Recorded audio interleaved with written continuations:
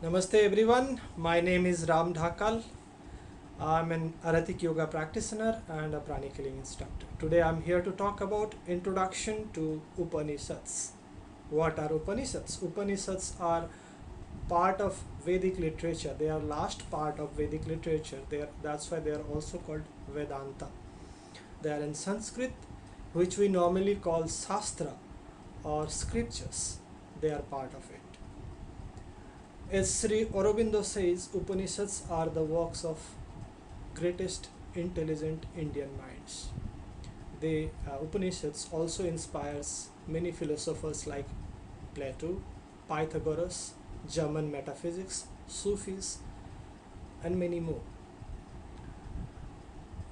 While understanding the scriptures or Shastra, we need to understand it is divided majorly in two parts. One is called shruti and the another is called smriti. This is the foundation of Vedic literature. So what are shruti? Shruti, the meaning of shruti is which were heard, jo sunai diye the. So it is said that the saints who were into deep meditation, they heard those voices or sounds which we can also call intuition or direct knowledge. That's why they call it shrutis are unquestionable truth, divine, purest and authoritative. What are the literatures comes under shruti? The four Vedas, as we know, Rig Veda is the most ancient literature available on planet Earth. Rig Veda contains mostly the prayers to different deities, including Lord Savitu, Lord Agni, Lord Indra. After Rig comes the Yajur Veda. The Yajur Veda has mostly all the rituals, sacrifices, rituals, and yantras, this process. After Yajur Veda comes Sam Veda. Sam Veda related to melody and music. It teaches how to sing a particular hymn or a sutra, because intonation is very very important while singing these hymns to produce desired results. The fourth one is called Atharva Veda.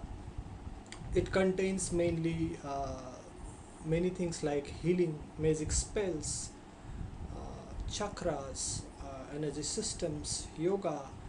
All these things are mentioned in Atharva Veda. After these four Vedas comes Brahmanas. Brahmanas are those sutras, Brahma sutras, which are related to Brahman. Brahman means God in Veda, the supreme God. After Brahmanas comes Aranyakas. Aranyakas were discourses which were given when the saints were in forest. They were mystical in nature. After Aranyakas comes Upanishad. The term Upanishad, Upa means near, Nishad means sitting down. So whenever a disciple sits near to his guru and he receives these teachings, they are called Upanishad. In case of us, we can call them Golden Lotus Sutra also. What other things comes under Smriti? Is mostly Smriti means memory, remembrance. So those were remembered from generation to generation. Basically, the Smritis were given customized to the common people for their understanding, because Shrutis were not easily understandable by the common people. So Puranas, Mahabharata and Ramayana, who are also part of Itihasa, also comes under Smriti.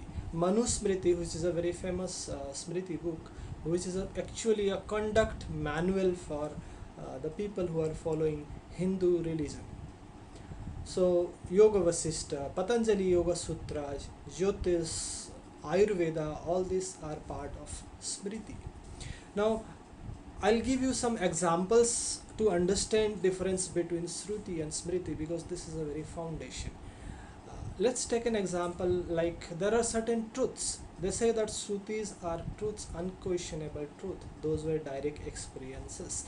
Like every religion, there are certain truths. In Hinduism, in the like Upanishad says, Ekam eva adityam, God is only one. Islam also says the same thing, La ilaha illallah, God is one and omnipotent. Christianity also says the same thing. Only difference is in the language they speak. But again, at the same time, we have certain examples said by these prophets. Like in one case, Jesus was telling that whenever someone slaps on one cheek, you give him the another. Whereas in the war of Mahabharata, Krishna was telling Arjuna to get up and fight. Tato yuddha yuddhasya. And in Quran, Prophet Muhammad is giving advice to his people to marry as many women they want and produce as many children as they can. Now, when we try to mix these things and when we try to make certain practice out of it, that becomes a problem, because those opinions, these are also called matam as per Upanishad, those opinions were given in a different situation. Jesus was telling to a group of fishermen who were fighting they needed forgiveness. Krishna was telling to Prince Arjuna, who was in the middle of the war and was putting down his weapon. And Prophet Muhammad was telling this to the people. It was a post-war and many men were dead, many widows were left, there was less population to sustain the society. He had to say that. Problems happens when we start making practice out of it. Those opinions were given to specific people on specific time. Let's take one more example. Like a patient goes to a doctor. Now a doctor knows the pathophysiology of a disease, but he gives a prescription to the patient. Confusion starts happening when the patient, after getting well with the prescription, he gives the prescription to other people also. That creates confusions. So there are many examples like that, out of which this religious dogma and practices starts happening. Upanishad, there are more than 108 Upanishads, out of which, as per Adi Shankaracharya, 11 or 12 are supposed to be major.